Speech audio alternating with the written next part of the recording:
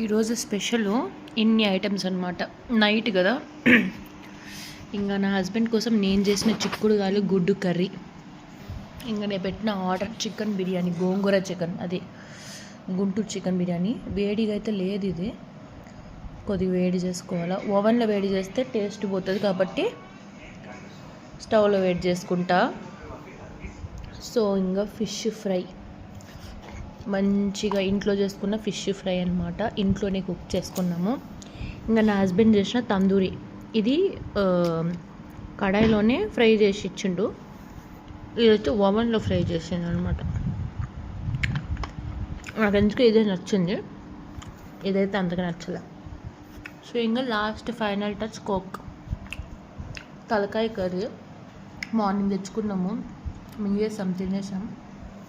ఇంకా చపాతి, నేను తిని మిగిలిన చపాతి. సబ్స్క్రైబ్ చేసుకోండి.